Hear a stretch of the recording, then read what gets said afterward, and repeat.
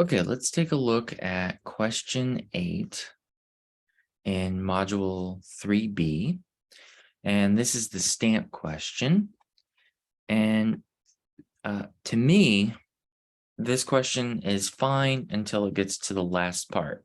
And that's where I goofed up. So I want to help you out. Hopefully it'll make sense to you. So we're told that a first class postage stamp was 6 cents in 1965 and 54 cents in 2010. Most likely those are the numbers that are going to change between our problems, but hopefully you'll still be able to follow along. This increase represents exponential growth. Write the function s as the cost of the stamp t years after 1965.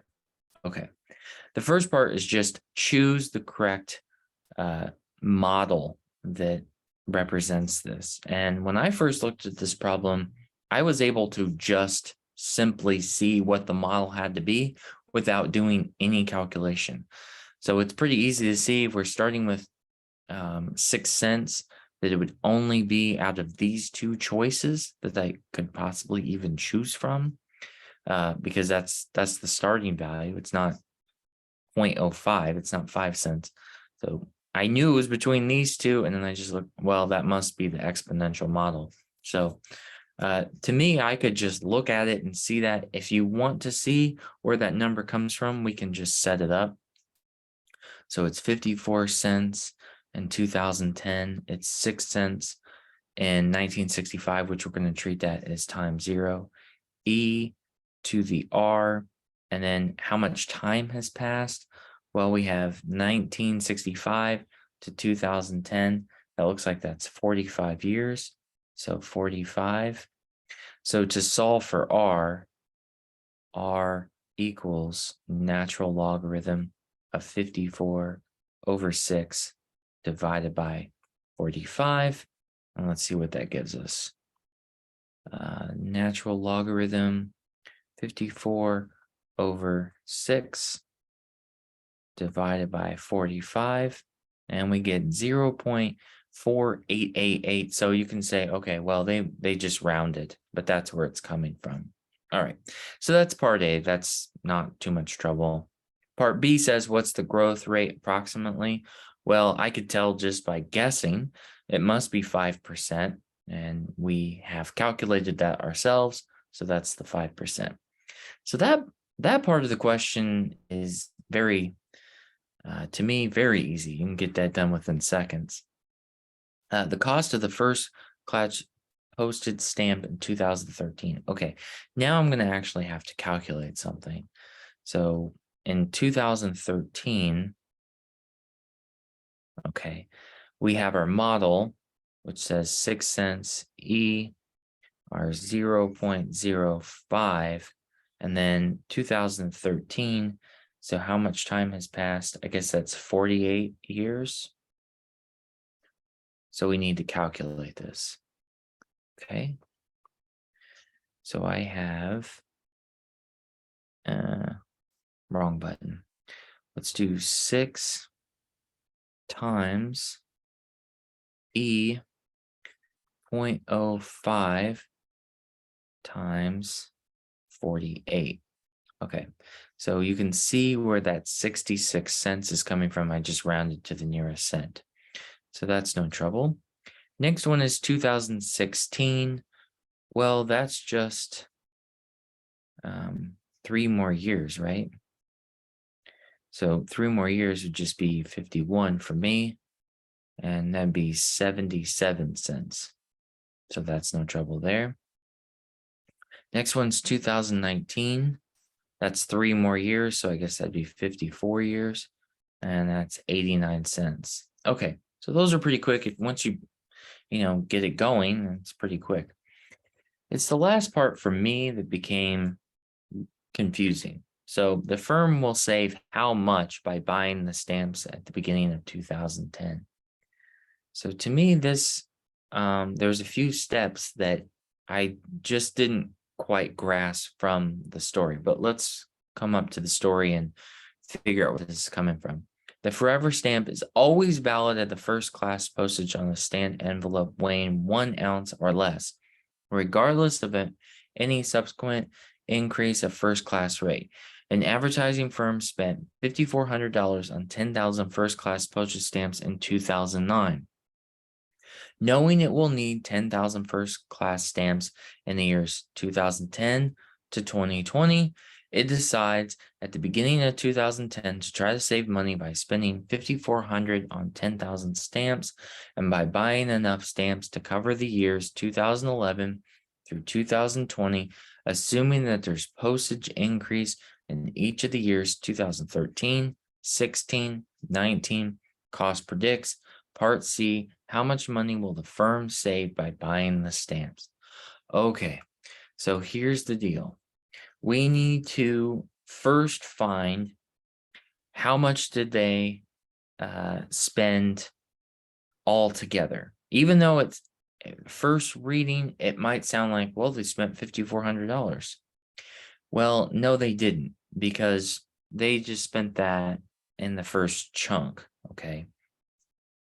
So it's 54 cents with my numbers, okay, times 10,000 stamps.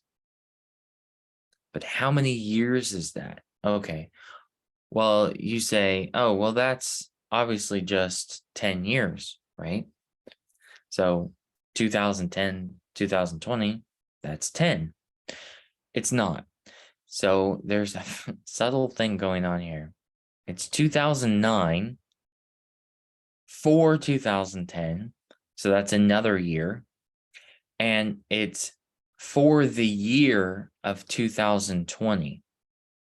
Okay, does that make sense? So we got to go we actually have to go 2020 all the way to 21.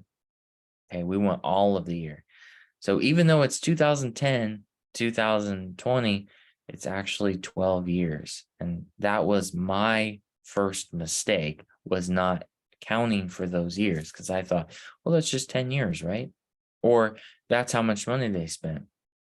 No, they have to do all of 2010 and then all of 2020. That's actually going to make it 12 years. So let's see how much money. 12 times 54 cents times 10,000. Okay. And that is what they're spending. Okay. That is, I mean, the math is nothing, right? I'm just multiplying numbers. So we're we're not even close to calculus, but that's an important figure that we need to calculate. And I don't think it's totally obvious the way they phrased it. Okay. Now we're saying, what if they didn't just buy them all using, didn't plan ahead. They just bought them acquiring the price hikes. Okay. So in 2013, this is the strange part. We have 54 cents. Okay. So this is still part of the original problem. But how many years is that? So again, we're starting in 2009 to 2013. So that's actually 4 years and not 3 years. So you got to watch out for that. Okay. So we have 4 times 54 cents times 10,000. And there we have it. So if they didn't plan ahead, that's still the normal amount. But what happens is in 2016, there's a price hike. Okay. And now with my numbers, it goes to 66 cents times 10,000 stamps. But how many years? Every time I've talked about this, the year is non-trivial.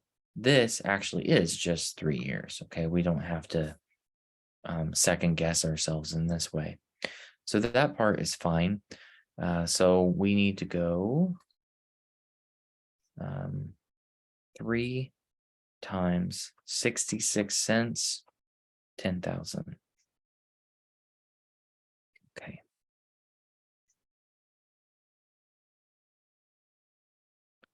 19,800. There we go. All right, now we have to go up to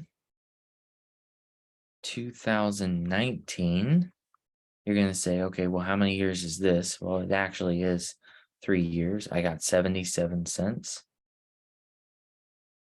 Okay, times 10,000 stamps. So let's calculate that.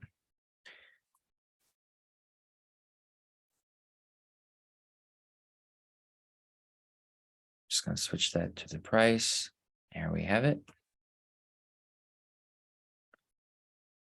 23,100. Okay. Now we're going up to 2020, right? That's where we end. Here's where I goofed up. I think, well, that's only 1 year, right? No, I have to go the whole year of 2020. So this is actually 2 years. Kind of confusing. 89 cents times 10,000. Okay. All right. And then I'll just change these numbers. So that is a 2. And that is 89 cents. And there it is. Okay. What do you do with all of this? Well, I need to add these up because that's how much they paid. So from 2009 to 2013, this is their sum. 2016 to 2019, 2019 to well, 16 to 19 here, and then 20 really to 2021 here. Okay. So we need to add those up. Let's do that. 21,600 plus 19,800 plus 23,100 plus 17,800. Okay. There we have it. There is their sum, their price tag, which is quite a bit more, right? If they just bought it as the price continues to hike up, it is quite a bit more. How much more is it? How much more is it? Okay, well, let's see. If we take that answer and we subtract what they paid planning ahead, we get how much they saved.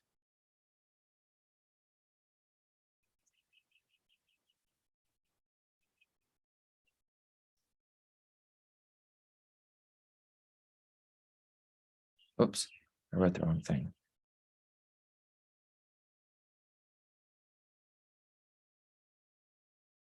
64800 equals 17,500. There you go.